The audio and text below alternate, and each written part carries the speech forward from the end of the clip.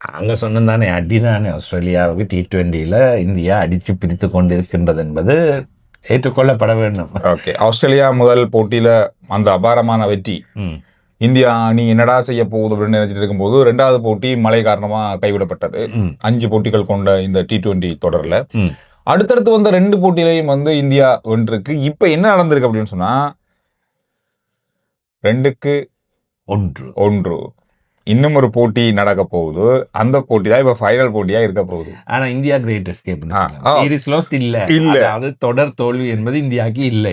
ஏன்னா ஆஸ்திரேலியா தப்பித்தறி அடுத்த போட்டில வென்றாலும் கூட சமனான 2-2 சமநிலையா இருக்கு. ஆஸ்திரேலியால வந்து சீரிஸ் ட்ரோ பண்ணிட்டு வந்திருக்கிறது பெரிய விஷயம் தான். பெரிய விஷயம். இப்ப ஆஸ்திரேலியா இருக்கிற நிலையில இந்தியா ஆரம்ப போட்டியில விட்ட அந்த பிழைய அடுத்த போட்டியில எப்படி சரி செஞ்சாங்க பாத்தீங்களா? துடுப்பாட்டம் எங்கே மிஸ்டேக் விட்டோம்ன்றதை பார்த்தாங்க. அதே மாதிரி பந்து வீச்சு எப்படி செய்ய வேண்டும், எவ்வாறு பந்து வீச்சாளர்களை பாவிக்க வேண்டும் என்பதையும் சரியா பாவிச்சாங்க. சரியான முறையில் வெற்றிகள் கிடைக்கின்றது. போற போக்க பார்த்தா சந்திரன் 3வது போட்டியிலும் இந்தியா வெற்றி பெற்று தொடரை வெல்லும் என்பதுதான்.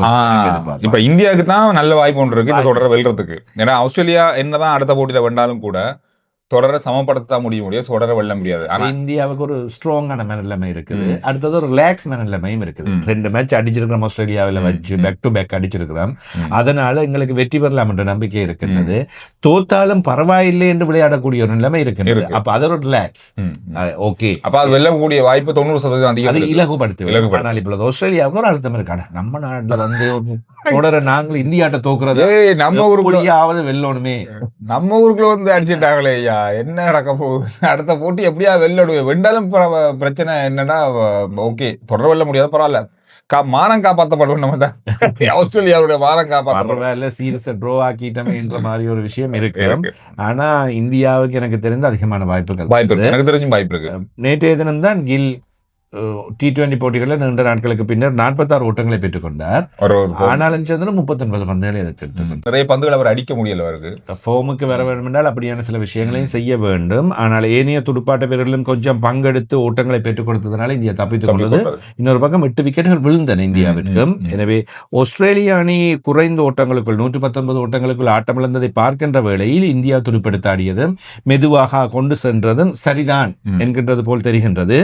தக்ஷார் என்ன செய்தாலும் எந்த இடத்துல மனுஷன் அடிக்குது. நாங்கள் சொன்ன மாதிரி ஒரு பவுலர் பேட்ஸ்மேன் ஆக்கி முன்னுக்கு விளையாட விட்டுருக்காங்க. ஏன் ஃபுல் டைம் பேட்ஸ்மேன் ஒரு தடவை கொண்டு வரக்கூடாதுன்னு T20க்கு நீ ஃபுல் டைம் பேட்ஸ்மேன் தான்ப்பா ஒத்துக்கொள்றோம்.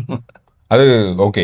நேற்று 8ஆம் இலக்கத்தில் 11 பந்துகள் 21 ஓட்டம் விக்கெட்டுகள் வீழ்த்தப்படும். மாற்றங்கள் நேற்று துடுப்பாட்டத்தில் அங்கும் இங்கும் வந்து பார்த்தாங்க. அதே மாதிரி பந்து வீச்சில் ஆஸ்திரேலியா அணி ஆரம்ப நல்ல முறையில் தான் அமைந்தது. சந்திரு 5 ஓவர்கள் 37 ஓட்டங்களை அடிச்சாங்க. சகல பந்து வீச்சாளர்களுமே அக்ஷர் பட்டேல், சிவம் தூபே, வாஷிங்டன் சுந்தர் என்று விக்கெட்டுகளை கைப்பற்றினார்கள். சுந்தர் 1.2 ஓவரில் 3 ஓட்டங்களுக்கு 3 விக்கெட். நேற்று இந்திய அணியினுடைய பந்து வீச்சாளர்கள் எல்லாருமே மிக ஓட்டங்களை கட்டுப்படுத்தி விக்கெட்டுகளை கைப்பற்றினாங்க. ஒருத்தர் 2 விக்கெட்ல அநேகமா வீசிய பந்து வீச்சாளர்கள் எல்லாருமே எக்கனமியாக 6-7 அந்த அளவில் இருந்தது. சிவம் தூபே மட்டும்தான் 2 ஓவர்கள் 20 ஓட்டங்களை கொடுத்திருந்தார். ஏனையவர்கள் மிக இறுக்கமாகத்தான் பந்து வீசியிருந்தார்கள். இறுதி நேரத்தில் வாஷிங்டன் சுந்தர் கதையை முடித்து விட்டார். அப்படியே வாங்கலாம் போங்க, கதையை முடிச்சு விட்டோம் என்ற மாதிரி அனுப்பிவிட்டார். எனவே ஆஸ்திரேலியா அணி இந்த தடுமாற்றம் ஏன் அவர்களுடைய முழுமையான அணி இல்லை என்பதனாலா, அல்லது கிட்டத்தட்ட முழுமையான அணி தானே, டெஸ்ட் போட்டிகளுக்காக சில வீரர்களை கொஞ்சம் ரெஸ்ட் கொடுத்து வச்சிருக்காங்க, சில பேர் உள்ளுக்கு எடுக்கல, அல்லது அடுத்த கட்ட T20 அணி ஒன்று உருவாக்கி கொண்டிருக்கிறாங்க. நேற்றைய போட்டியில் கிளென் மேக்ஸ்வெல் கூட விளையாடி இருந்தார். மேக்ஸ்வெல் விளையாடியுமே 2 ஓட்டங்களை தான் பெற முடிஞ்சு. மேக்ஸ்வெல் கொஞ்சம் அவுட் ஆகி கொண்டே தான் போறார். எப்பயாவது கணாப்பாறைன்னு சொல்ற மாதிரி நாங்கள் எப்பயாவது இருந்துட்டு ஒருக்கா அடிக்கிறது, அதுக்கப்புறம் அதை வச்சு கொண்டு கொஞ்ச நாள் போறது. அதனாலதான் கொஞ்சம் இப்போ முழு நேரமா டீமுக்குள்ள இல்லாத இருக்குது. எனவே இந்தியாவோடு இப்பொழுது ஆஸ்திரேலியா அணி இந்த தோல்வியினை சந்தித்திருக்கின்றது. அடுத்த வருடம் இந்தியாவில் T20 உலக கிண்ணம் நடைபெற போகின்றது. பேசாம இப்பவே கிண்ணத்தை எடுத்து வச்சிடலாமோன்ற மாதிரி இருக்கு. ஆஸ்திரேலியா அணியை நாம ஆரம்பத்துல சொன்ன அந்த பலமான அணி இது இல்லை. அதனால தான் சொன்னேன் T20 உலக கிண்ணம் இந்தியா பக்கமாக இப்பொழுது திரும்ப வாசம் அடிக்க போகும். திரும்பி கிட்டத்தட்ட எனக்கு தெரிஞ்சு இப்போ ஒரு 2-3 வருஷம் போனது பிறகு இந்தியாவுக்கு போனீங்கன்னா எல்லா உலக கிண்ணங்களையும் பார்த்துட்டு வரலாம். ஒரே நாட்டுக்குள்ளே எல்லாம் அப்படி அடுக்கி வைக்கப்பட்டிருக்கோம். உலகம் வேணுமா இந்த பாருங்க, 50 உலக கிண்ணம் இருங்க இந்த பாருங்க, T20 இந்த பாருங்க, ஏசியா கப் வேணுமா இந்த இருக்கு பாருங்க, எல்லாத்தையும் பார்த்து சாம்பியன்ஷிப் மாத்திரம் தான் இன்னும் சந்துரு இல்லை. இனி டெஸ்ட் சாம்பியன்ஷிப்பை தான் இப்போ இந்தியா குறிவைத்து அதிகமான டெஸ்ட் போட்டிகள் விளையாடி கொண்டிருக்கிறார்கள். ரைட், அப்படியே டெஸ்ட் போட்டிகள் என்று வரைக்க தென்னாப்பிரிக்கா தொடருக்கான அணி இப்பொழுது அறிவிக்கப்பட்டிருக்கிறது. 2 தினங்களுக்கு முன்பு அறிவிக்கப்பட்டிருக்கிறது. எனவே ஏற்கனவே செய்திகள் இருந்ததனால் நாங்கள் அவை பற்றி பேசவில்லை. இந்த அணி அறிவிக்கப்பட்டிருக்கு. 14ஆம் தேதி 2 டெஸ்ட் போட்டிகளுக்கான தொடர் தென்னாப்பிரிக்காவோடு இந்தியாவில் ஆரம்பமானது. தென்னாப்பிரிக்கா தெரியும் தானே, இப்பொழுது வேர்ல்ட் டெஸ்ட் சாம்பியன் வெற்றி பெற்றுக்கொண்ட அணி. எனவே டெஸ்ட் போட்டிகளிலும் பலமான ஒரு அணி. இந்தியாவில் இந்தியா எவ்வாறு இவர்களை எதிர்கொள்ள போகின்றது, எவ்வாறு வெற்றி பெற, அது ஒரு பலமாக இருக்கும் இந்தியாவுக்கு. ஆனாலும் கூட தென்னாப்பிரிக்கா அணியோட ஒப்பிட்டு பார்க்கும்போது தென்னாப்பிரிக்கா அணி எந்த மைதானத்திலும் டெஸ்ட் போட்டிகள் அப்படின்னு சொல்லும் போது பலமான அணி தான். இந்தியா, பாகிஸ்தானா இல்ல ஸ்ரீலங்காவா, பங்களாதேஷா, எந்த காரணம் தென்னாப்பிரிக்கா அணி வந்து எல்லாத்துலயும் உருளக்கூடிய அணி. எனவே 2 பக்கமும் மாற்றி செய்துள்ளார்கள். டெஸ்ட் போட்டிகளில் இந்தியாவில் விளையாடுவது என்பது இலகு அல்ல. எனவே இந்தியா மீண்டும் முதலிடங்களை இறுக்கமாக கைப்பற்றி இந்த உலக டெஸ்ட் சாம்பியன்ஸ் இப்பொழுதுதான் ஆரம்பமாக இருக்கின்றது அடுத்த சர்க்கிள். அப்ப இதை முன்னுக்கு கொண்டு சென்று நாங்கள் வெற்றி பெற்ற ஒரு அணியாக செல்ல வேண்டுமாக இருந்தால் அவர்களுக்கு இன்னும் முக்கியத்துவம். இங்கிலாந்து தொடர், அதன் பின்னர் இப்பொழுது மேற்கிந்திய தீவுகள் தொடரை வெற்றிகரமாக முடித்துக் கொண்டு தென்னாப்பிரிக்காவோடு தொடர ஆரம்பிப்பாங்க. உலக டெஸ்ட் சாம்பியன்ஷிப் என்று அவர்கள் தானே சாம்பியன் அணியோடு விளையாடி வெற்றி பெற்று விட்டால் அது இன்னும் ஒரு கெத்து. அந்த கெத்தை காட்டப் போகின்றது. அணி விவரங்களை சொல்லிடலாம்.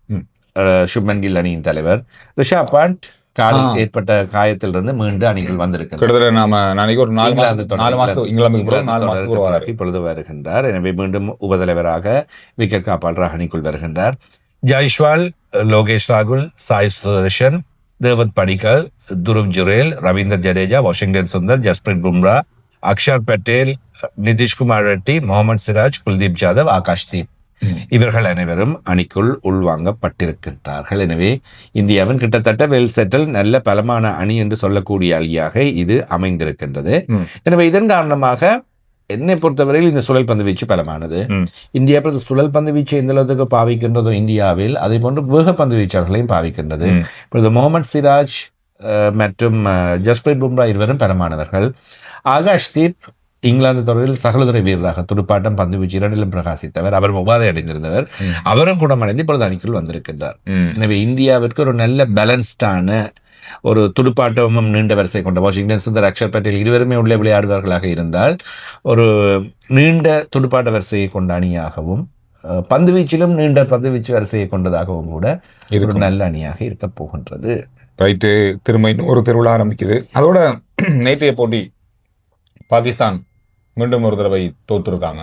இவங்க எப்போ வெல்லுவாங்கன்றதும் தெரியாது. இப்போ முதல் போட்டியில் வென்னாங்க, நேற்றைய போட்டியில் தோத்துட்டாங்க. நேற்றைய தினம் நல்ல போட்டி, 269 ஓட்டங்களை பாகிஸ்தான் அணி பெற்றுக்கொண்டது. தென்னாப்பிரிக்கா பாகிஸ்தான். எனவே பாகிஸ்தான் அணி இந்த ஓட்டங்களை பெற்றதும் வெற்றி பெறுவார்கள் என்ற எதிர்பார்ப்பு இருந்தது. ஆனால் தென்னாப்பிரிக்காவோ அடித்து நொறுக்கியது இந்த குயின்டன் டி கோக் இருக்கிறார் தானே, அந்த மனுஷன் 119 பந்துகளில் 123 ஓட்டங்களை ஆட்டம் இழக்காமல் பெற்றுக்கொண்டார். குயின்டன் டி கோக் ஏன் திடீரென்று விளையினார், திருப்பி உள்ள வந்துட்டார். இப்ப வந்த வரத்திலே அடித்து காட்டி இருக்கின்றார். முதலாவது சீரீஸ்லயே நான் இருக்கிறேன்டா எப்பவும் இப்படித்தான் என்ற மாதிரி அவர் மீண்டும் அடித்து நொறுக்கி காட்டியிருக்கின்றார். எனவே 2 விக்கெட்டுகளோடு 270 ஓட்டங்களை துரத்தி அடிப்பது என்பது சந்துரு, அதுவும் 40 ஓவர்களில் 40.1 ஓவர்களில் வெற்றி பெற்றிருக்கிறார்கள். பலமான பந்து வீச்சு என்று சொல்லலாம். 8 பந்து வீச்சாளர்களை நேற்றைய தினம் முயற்சி செய்திருந்தார்கள் பாகிஸ்தான், ஆனால் கட்டுப்படுத்த முடியவில்லை. ஷஹீன் ஷா அஃப்ரிடிக்கு அவசரப்பட்ட அணித்தலைவர் பொறுப்பை கொடுத்திருக்கின்றார்கள் என்பதுதான் என்னுடைய கணிப்பு. நாங்கள் முதல்ல சொன்னோம் தானே, ஏன் இவருக்கு திடீரென்று அணித்தலைவர் பதவியை கொடுத்தாங்க அப்படின்றது.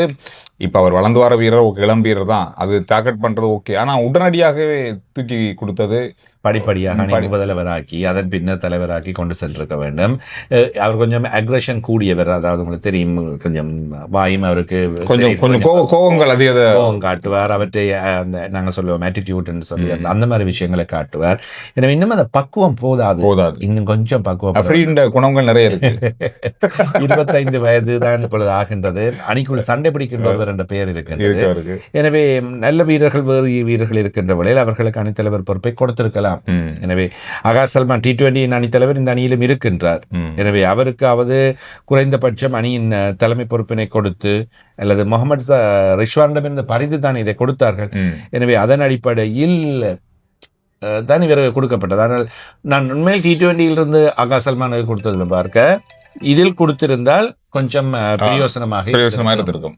எனவே சரியான முறையில் அவர்கள் தங்களை அடுத்த கட்டத்துக்கு நகர்த்துவதற்கு இலகுவாக இருக்கும்.